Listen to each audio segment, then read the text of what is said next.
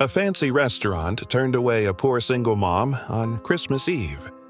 What happened next changed everything forever. This story is going to touch your heart and remind you that Christmas miracles still exist. Please consider hitting the like button and subscribe to the channel. It's free and means the world to us during these early days. Thank you. The snow fell in soft flurries outside Le Chateau, a restaurant known for its opulence and exclusivity. Its golden lights twinkled in the frost-covered windows, promising warmth and luxury to those fortunate enough to step inside. Sarah Matthews stood across the street, her breath forming small clouds in the icy air.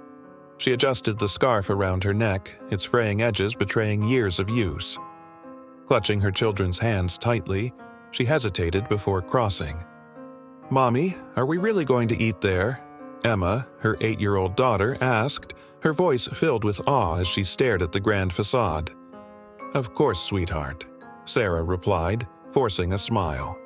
Her heart thudded in her chest, the weight of her decision pressing down on her. In her pocket was an envelope containing every spare penny she had saved over the past 4 months, a total of $342.67. She had worked double shifts at the diner and cleaned office buildings at night, all for this one evening. A chance to give her children a taste of the Christmas magic her late mother had always cherished. Grandma said Christmas Eve is when miracles happen. Tyler, her 5-year-old son, chirped, hopping excitedly in his second-hand boots. Sarah nodded, swallowing the lump in her throat. "That's right, buddy. Tonight is special." Her mother's words echoed in her mind. Christmas isn't about money. It's about creating moments that last a lifetime. But as Sarah glanced at the elegant patrons inside, sipping wine and laughing in tailored suits, doubt crept in. Could she really pull this off? Pushing aside her anxiety, Sarah crossed the street and opened the restaurant's heavy glass doors. The warmth inside was a stark contrast to the bitter cold outside, but the reception wasn't as inviting. The maitre d', a tall man with impeccably combed hair, barely looked up from his podium. His practiced smile faltered when he took in Sarah's worn dress and her children's bundled-up figures. "May I help you?" he asked, his tone cool. "Yes, reservation for Matthews. Party of 3. Sarah tried to keep her voice steady. The maitre d' tapped on his tablet, his brow furrowing slightly. "Ah, Matthews. Yes, I see. Unfortunately, we have a strict dress code policy here at Le Chateau. I'm afraid your attire doesn't meet our standards." Sarah's face flushed with embarrassment. "I called ahead and confirmed that business casual was acceptable. This is the best we have," she said, her voice tightening. "Perhaps you misunderstood," he replied, his tone sharp. "And there's also the matter of the holiday gratuity. It's a policy we enforce to ensure quality service during peak seasons." Emma tugged on Sarah's sleeve. "Mommy, can't we just—" "Is there an issue here, Jean-Pierre?" A deep voice interrupted. The restaurant's owner, Gregory Rothschild, appeared, his presence commanding and cold. Dressed in a custom-tailored suit, he radiated authority as he surveyed Sarah and her children. "These guests seem to have a reservation," Jean-Pierre began, "but they clearly misunderstood the standards of our establishment." Rothschild's eyes swept over Sarah and her children, lingering on their modest attire. His smile was thin, almost cruel. "I see. While we appreciate your interest, we must maintain an atmosphere befitting our clientele. Jean-Pierre, please refund any deposit and direct them to alternative options." Sarah's humiliation turned to anger. "I saved for months for this evening. I planned everything to make sure we met your requirements. Are you really going to turn us away on Christmas Eve?" Rothschild's expression didn't waver. "This is a private business, madam. We reserve the right to enforce our policies." Before Sarah could respond, Tyler's small voice cut through the tension. "Mommy, I thought Christmas was about being kind." The comment hung in the air, drawing the attention of nearby diners. Sarah's face burned as murmurs began to spread. She took a deep breath, ready to leave with whatever dignity she had left, when a voice from behind startled her. "Excuse me," the man said. "Is there a problem?" Turning, Sarah saw a man in a chef's jacket standing in the doorway. His black coat bore the embroidered name Marcus Chen. His sharp eyes took in the scene with a mixture of curiosity and anger. "This doesn't concern you, Marcus," Rothschild snapped, his professional veneer slipping. "I think it does," Marcus replied calmly. He stepped closer, addressing Sarah. "What brings you here tonight?" Before Sarah could answer, Emma spoke up. "It's Grandma's Christmas present to us. She saved for it before she went to heaven." Marcus's expression softened. "Your grandmother, Joyce Matthews?" Sarah's eyes widened. "You knew my mother?" "Everyone in the culinary world knew her," Marcus said, glancing at Rothschild, whose face had gone pale. She was the culinary conscience. Her reviews shaped the careers of countless chefs and restaurants. Sarah blinked in surprise. "I thought she was just an English teacher." She was, but she also had a gift for understanding food and the stories behind it, Marcus explained. He turned to Rothschild, his tone hardening. "And she'd be ashamed to see how you treat people." Rothschild bristled. "You're overstepping, Marcus." "Am I?" Marcus asked, his voice rising slightly. "You've made it your mission to destroy family-owned restaurants in this city. You acquired my parents' place under false pretenses and turned it into a soulless franchise. Now, you're humiliating the daughter of the woman who championed culinary integrity." Gasps rippled through the room. Several diners began filming the confrontation with their phones. "Look, I don't want trouble," Sarah said, her voice cracking. "We'll just go." "No, you won't," Marcus interjected. He turned to Sarah with a gentle smile. "Mrs. Matthews, if you'll allow me, I'd like to make up for this insult. My new restaurant opens next week, but tonight, I'd be honored to host you and your family as my first guests." Emma's eyes lit up. "Mommy, can we? Please." Before Sarah could answer, Rothschild stepped forward. "You're not welcome here, Marcus. If you don't leave—" "Or what?" Marcus challenged. He gestured to the diners, several of whom were openly recording. "I don't think this is the kind of publicity you want." Rothschild hesitated, his jaw tightening. Sarah, sensing the opportunity, nodded to Marcus. "Thank you. We'd be honored." Marcus extended his hand to Tyler, who eagerly grabbed it. "Let's go make some Christmas magic," he said, leading the family out into the snowy evening. As they stepped out into the snowy street, the warmth of Marcus's invitation began to thaw the sting of their earlier rejection. Sarah felt a weight lift off her shoulders as she glanced down at her children, who were now animated with excitement. Marcus led them a few blocks away to a modest but inviting storefront with frosted windows and a hand-painted sign that read, "Chen's Culinary Haven." Through the glass, Sarah could see soft lighting, festive garlands, and a Christmas tree twinkling in the corner. Though the restaurant wasn't yet open, the space radiated warmth and care. "This is it," Marcus said, unlocking the door and ushering them inside. "It's still a work in progress, but tonight, it's yours." Emma ran to the Christmas tree, her eyes wide with wonder. "Mommy, look at the lights. They're just like Grandma's." Tyler, not to be outdone, pointed toward the open kitchen gleaming in stainless steel. "Does this mean we get to make hot chocolate?" Marcus laughed. "Not just any hot chocolate. I hear your grandma had a famous recipe. Think you could teach me?" Tyler nodded vigorously. "Grandma said the secret is spices." "Like anise?" Marcus raised an eyebrow, impressed. 5-spice hot chocolate? Your grandma really was a genius." Sarah watched the interaction, a pang of emotion hitting her chest. For a moment, it felt as if her mother's spirit was here, guiding them through this unexpected turn of events. "Thank you, Marcus," she said softly. "You didn't have to do this." Marcus waved her thanks away. Joyce Matthews was one of the few critics who cared about the soul of food.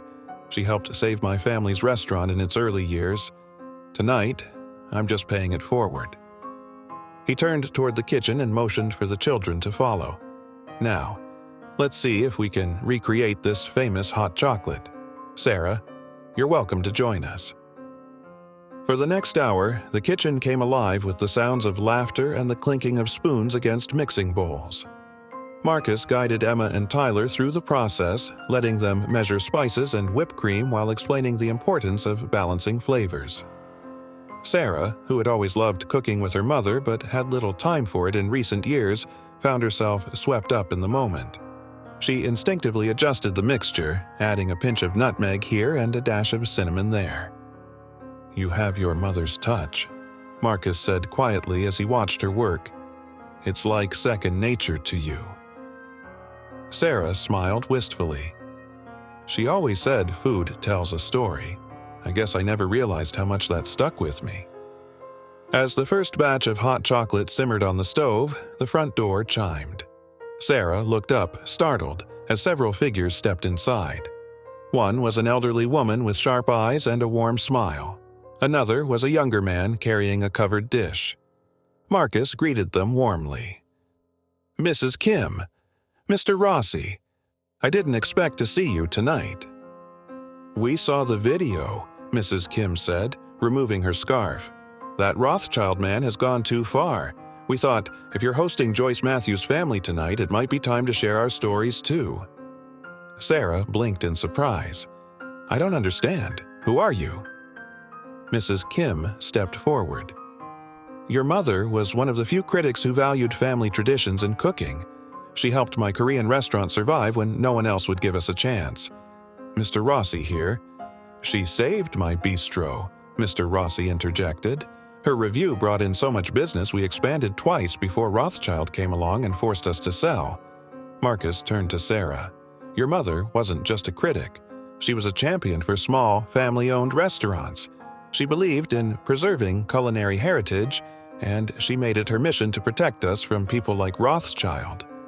Before Sarah could process the revelation, more people began arriving, each with a story of how Joyce Matthews had impacted their lives. Some carried dishes, others brought photos or handwritten recipes. It was as if Sarah's mother had orchestrated this gathering from beyond, bringing together the very community she had fought so hard to protect.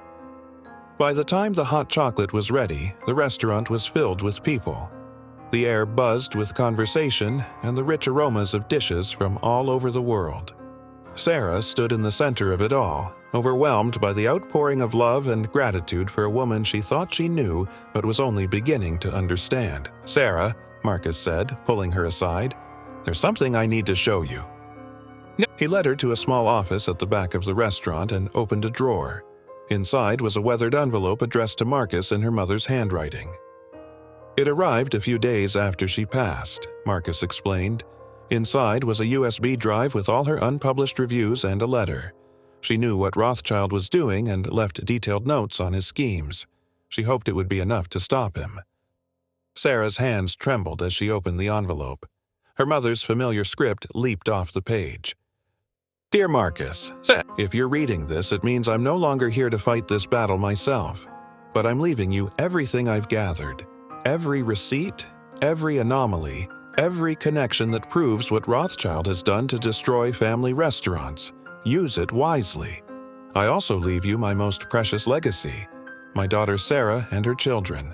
Sarah doesn't know it yet, but she inherited my palate, my attention to detail, and my passion for the stories behind food. She's the key to preserving what we've built. Trust her." Tears streamed down Sarah's face as she finished the letter. "She believed in me," she whispered. Marcus placed a hand on her shoulder. "Your mother saw something in you that I think you're just starting to see in yourself." Before Sarah could respond, the sound of a phone notification broke the moment. Then another, and another. Marcus checked his screen, his eyes widening. "The video from Le Chateau," he said. "It's gone viral." They returned to the main dining room to find the crowd abuzz with excitement. Phones were being passed around as people read headlines and shared updates. "Look at this," Mrs. Kim exclaimed. "Former employees are coming forward with statements about Rothschild's tactics. And the health department is conducting surprise inspections at his properties," Mr. Rossi added. "This could be the end of his empire." Sarah's heart raced as she processed the whirlwind of events. Her mother's meticulous documentation, the viral video, and the community's collective voice were coming together to expose Rothschild's corruption. "Mommy," Emma called from the kitchen, "we made the hot chocolate, come taste." Sarah wiped her tears and joined her children, who proudly presented 2 steaming mugs topped with whipped cream and a sprinkle of cocoa powder. She took a sip, her eyes closing as the familiar flavors filled her senses. For a moment, it felt as though her mother was right there with her. "It's perfect," she said, pulling her children into a hug. "Grandma would be so proud."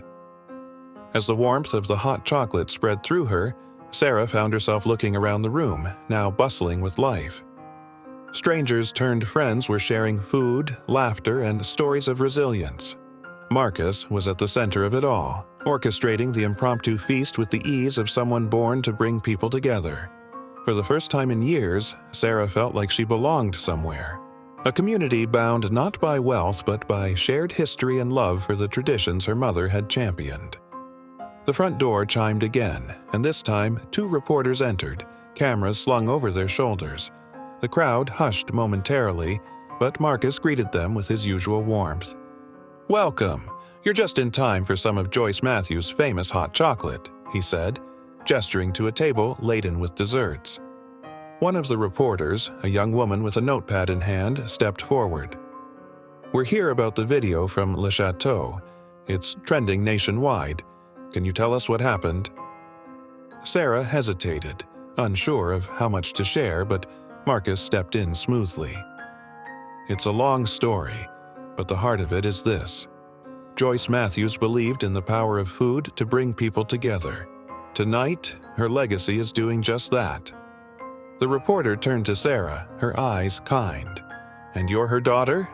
What's it like seeing this outpouring of support for your mother's work?" Sarah took a deep breath, her voice steady despite the emotions welling up. "It's overwhelming, but also incredibly humbling. I had no idea how many lives my mother touched. She always said food was about more than sustenance. It's about connection, family, and preserving what matters most." The other reporter, a man with a camera, began filming the room, capturing the faces of the crowd and the dishes they had brought. As he panned toward Sarah, Emma and Tyler rushed into the frame, holding cups of hot chocolate. "This is Grandma's recipe," Emma said proudly, her cheeks flushed from the kitchen's heat. "She taught us how to make it last Christmas." The camera lingered on their beaming faces before turning back to Sarah, who wiped away a tear. "If my mother were here, she'd say tonight is exactly what Christmas is about." The room erupted in applause, and the reporters exchanged nods before stepping aside to let the celebration continue. Sarah felt a hand on her shoulder and turned to see Marcus holding a piece of paper. "You need to see this," he said, handing it to her. It was an email from one of Rothschild's former employees, detailing the systematic tactics he used to bankrupt family-owned restaurants. "This is the kind of evidence that can bring him down," Marcus explained. "But it's not just about stopping Rothschild. It's about making sure no one else can do this to small businesses again." Sarah stared at the paper, the weight of her mother's mission settling on her shoulders.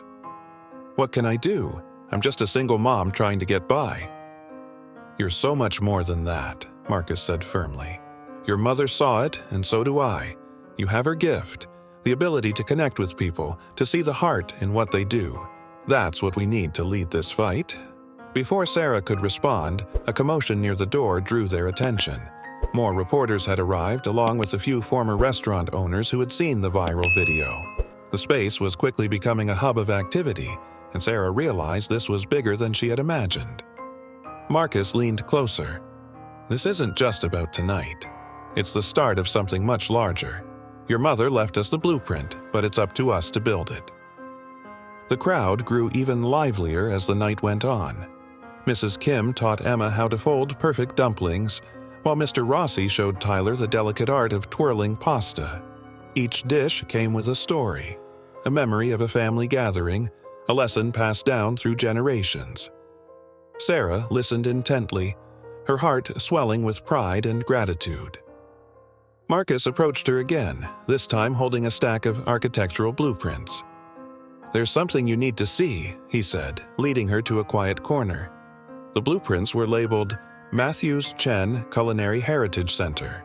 Marcus spread them out on the table, his finger tracing the design. Your mother helped me plan this before she passed. She envisioned a space where family-owned restaurants could come together to share recipes, teach classes, and preserve their traditions. Sarah's breath caught. She planned all this? Why didn't she tell me? She wanted it to be a surprise, Marcus said with a smile. She believed you'd find your way here when the time was right. Sarah looked at the plans, her mind racing. The center wasn't just a restaurant. It was a movement, a place to honor the stories behind the food and protect them from corporate greed. But how do we fund something like this? She asked, voicing the doubt creeping into her thoughts. Marcus pointed to the crowd. You already have. Every person here is ready to fight for what your mother believed in. And with the attention from the video, we'll have the support we need to make this a reality. As if on cue, Sarah's phone buzzed with notifications.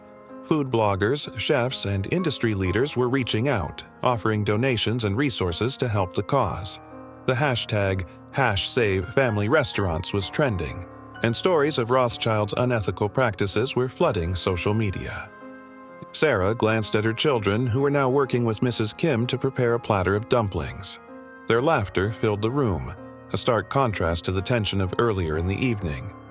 She realized this was more than just a fight against Rothschild. It was about creating a future where her children and others like them could grow up surrounded by the traditions and values her mother had cherished.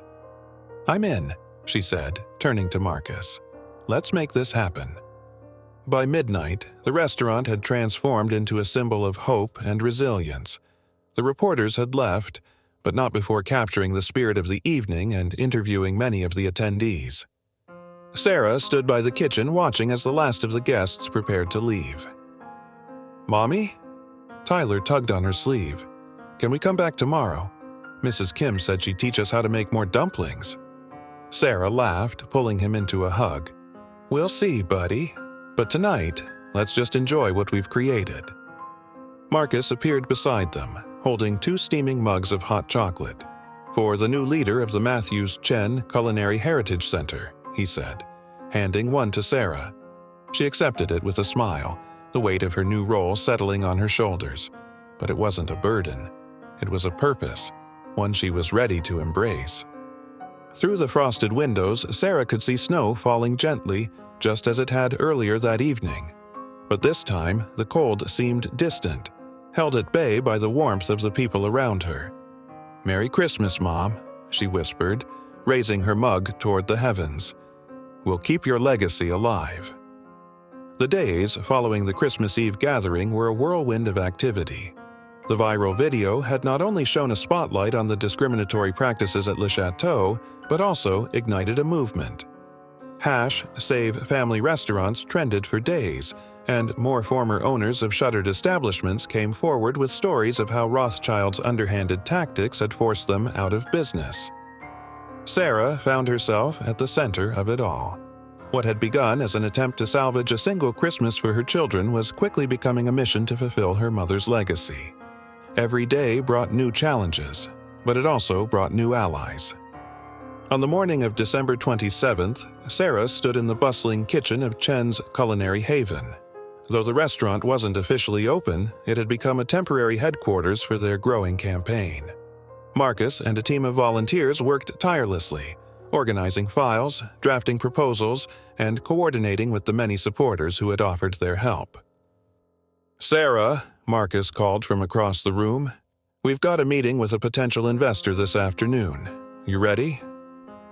Sarah glanced at the notes in her hand, her nerves bubbling just below the surface. Ready as I'll ever be. Marcus smiled reassuringly. You'll do great. Just speak from the heart. That's what your mother would have done. The meeting was held in a modest conference room loaned to them by a local community center. The potential investor, a well-dressed woman named Eleanor Wright, listened intently as Sarah and Marcus outlined their vision for the Matthews Chen Culinary Heritage Center. I've heard a lot about your mother's work, Eleanor said, her tone measured but intrigued. Joyce Matthews was a legend in the industry, but this is a big undertaking. What makes you think it will succeed? Sarah took a deep breath, her mother's words echoing in her mind. Food is about connection. She looked Eleanor in the eye and began. Family restaurants are more than just places to eat. They're where traditions are passed down, where communities gather, where stories are told. My mother believed in preserving those stories because they're a part of who we are. Right now, those stories are being erased by people like Gregory Rothschild. But if we work together, we can change that. We can protect these legacies and ensure they thrive for generations to come. Eleanor studied Sarah for a long moment before nodding. You have passion, and that's important, but you'll need more than passion to make this work. I'll commit an initial investment, but I'll also connect you with some partners who can help you navigate the legal and operational challenges. Relief washed over Sarah. Thank you. We won't let you down. As they left the meeting, Marcus clapped her on the back. See? You're a natural. Sarah smiled, though her mind was already racing with the next steps. There was so much to do. Finalizing the plans for the center, reaching out to more former restaurant owners, and continuing to build momentum for the movement. Meanwhile, the fallout from the viral video continued to grow. Le Chateau's reputation was in shambles, and Rothschild faced mounting scrutiny from both the public and the authorities. Former employees had come forward with damning testimonies, and health inspectors were uncovering violations across his properties. One evening, as Sarah was tucking her children into bed, her phone buzzed with a notification. It was a message from a journalist who had been following the story closely. "Sarah, I thought you'd want to see this." Attached was a link to an article. Exclusive. Le Chateau's owner faces fraud investigation. Sarah's heart raced as she skimmed the article. It detailed how Rothschild had manipulated suppliers, bribed officials, and sabotaged competitors to maintain his empire. The evidence was overwhelming, much of it linked to the files her mother had painstakingly compiled. She called Marcus immediately. "Did you see the article?" "I did," he replied, his voice tinged with satisfaction. "It looks like Rothschild's house of cards is finally collapsing." Sarah exhaled, a mixture of relief and disbelief washing over her. "Do you think this will be enough to stop him?" "It's a good start," Marcus said, "but we need to keep pushing. The more people we get behind this, the harder it'll be for him to recover." The turning point came a few weeks later at a community event organized by Sarah and Marcus. Held in the nearly completed Matthews Chen Culinary Heritage Center, the event brought together former restaurant owners, supporters, and members of the press. The atmosphere was electric, filled with hope and determination. Sarah stood at the podium, her hands gripping the edges as she looked out at the crowd. She had prepared a speech, but in the moment she decided to speak from the heart. "My mother always believed that food is more than just sustenance. It's a way to connect with others, to honor our past, and to build our future. Tonight, we're not just standing up against one man's greed. We're standing up for every family that's ever poured their heart and soul into a restaurant, for every tradition that's been passed down through generations, and for every child who deserves to grow up knowing the stories behind the meals they share." The room erupted in applause, and Sarah felt a surge of energy. She was no longer just a single mom trying to make ends meet. She was a leader, carrying forward a mission that had begun long before she was born.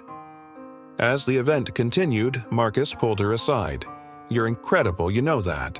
Sarah laughed, shaking her head. "I'm just doing what needs to be done."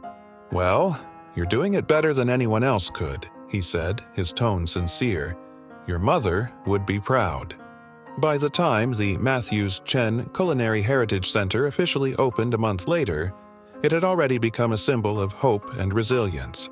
The space featured a teaching kitchen, a library of traditional recipes, and a rotating restaurant menu that showcased dishes from certified family establishments. Classes and workshops filled the calendar, drawing participants from all over the city.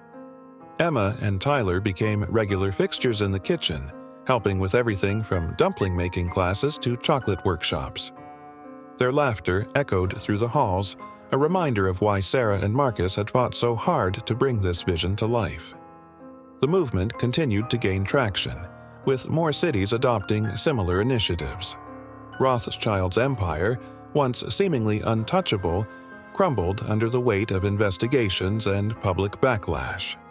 Le Chateau's building was eventually repurposed as affordable culinary school housing, a fitting end to its story. 1 year later, on Christmas Eve, the Matthews Chen Culinary Heritage Center celebrated its first anniversary with a special dinner. The space was filled with the same warmth and love that had defined that fateful night a year ago. Sarah stood by the kitchen watching her children teach a group of kids how to make her mother's famous hot chocolate. Marcus approached her, holding 2 mugs of the steaming drink. "To Joyce Matthews," he said, raising his cup. Sarah clinked her mug against his, her eyes misting. "To family, tradition, and the stories that connect us." As the first snowflakes of the evening began to fall, Sarah looked around the bustling room. Her mother's legacy had not only survived, it had flourished. And in that moment, she knew they had created something truly magical. "Merry Christmas, Mom," she whispered, her heart full. "We did it." The anniversary dinner carried a sense of triumph that was impossible to ignore. The Matthews Chen Culinary Heritage Center had not only succeeded but had exceeded everyone's expectations.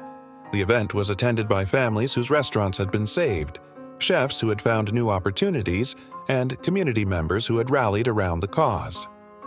As Sarah moved through the room, she couldn't help but marvel at how much had changed in a single year. The center was alive with the sounds of laughter, the clinking of plates, and the warm hum of conversation. Each dish on the menu that evening represented a story, a family tradition, a cultural legacy, a recipe saved from extinction. Marcus stood by the entrance, greeting guests as they arrived. When he saw Sarah, his face lit up with a smile. "Busy as always," he teased. "Do you ever take a break?" She laughed, shaking her head. "Not when there's work to be done." "Well, you deserve to enjoy tonight," Marcus said, handing her a glass of sparkling cider. "You've earned it." Sarah took the glass, her gaze sweeping over the crowd. "We've all earned it. This isn't just my victory, it's everyone's." Marcus nodded, his expression thoughtful. "It's funny, isn't it? A year ago, none of us could have imagined this. And now, it feels like the start of something even bigger." As they talked, a familiar face appeared in the doorway. Eleanor Wright, the investor who had taken a chance on Sarah's vision, stepped inside. She made her way over to them, her demeanor warm and proud. "This is extraordinary," Eleanor said, gesturing to the bustling room. "You've created something truly special here." "Thank you," Sarah replied, her voice filled with gratitude. "But we couldn't have done it without your support." Eleanor smiled. "You've proven that this model works, and now I think it's time to expand." Sarah blinked in surprise. "Expand? Already?" "There's interest from other cities," Eleanor explained. "People want to replicate what you've built here. I think it's time we start talking about how to make that happen." The idea was both exhilarating and daunting. Sarah glanced at Marcus, who gave her an encouraging nod. "If anyone can do it, it's you," he said. Before Sarah could respond, Emma and Tyler appeared at her side, their faces glowing with excitement. "Mommy, you have to come see," Emma exclaimed, tugging at her hand. "See what?" Sarah asked, letting her children lead her toward the kitchen. When they arrived, she found a group of children gathered around Mrs. Kim, who was demonstrating how to fold dumplings. Tyler was in the center of the group, carefully mimicking her movements, while Emma explained the process to another child. "They're natural teachers," Marcus said, joining Sarah at the edge of the kitchen, "just like their mom." Sarah's heart swelled with pride as she watched her children. For all the challenges they had faced, they had found a place where they could thrive, a place that felt like home.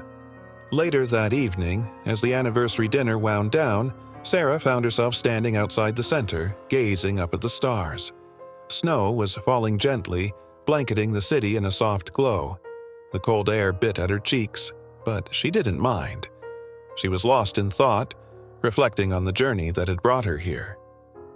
"Penny, for your thoughts?" Marcus's voice broke through the quiet. He stepped beside her, his hands tucked into his coat pockets. "I was just thinking about my mom," Sarah said softly, "about how much she sacrificed to make this possible." "She'd be proud of you," Marcus said. "You've taken her vision and turned it into something incredible." Sarah smiled, a tear slipping down her cheek. "I hope so. I just wish she could see it." "She does," Marcus said, his tone firm. "Every time someone walks through those doors and finds hope, every time a family recipe is saved, every time your kids laugh in that kitchen, she's here." Sarah looked at him, her heart full.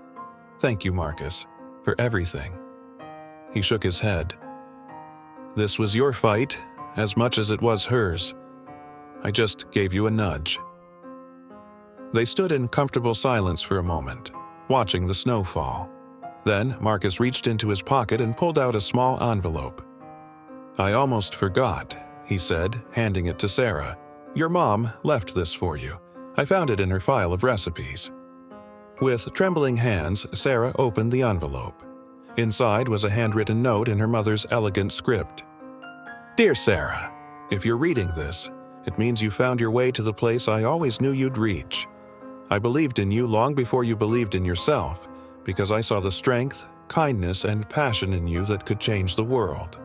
The work you're doing is more important than you realize. It's not just about food, it's about family, culture, and connection. It's about preserving the stories that make us who we are. I'm so proud of you, Sarah. Keep going. You're exactly where you're meant to be. With all my love, Mom." Tears streamed down Sarah's face as she read the letter. She clutched it to her chest, her heart swelling with a mix of grief and gratitude. "She knew," Sarah whispered, her voice breaking. "She always knew."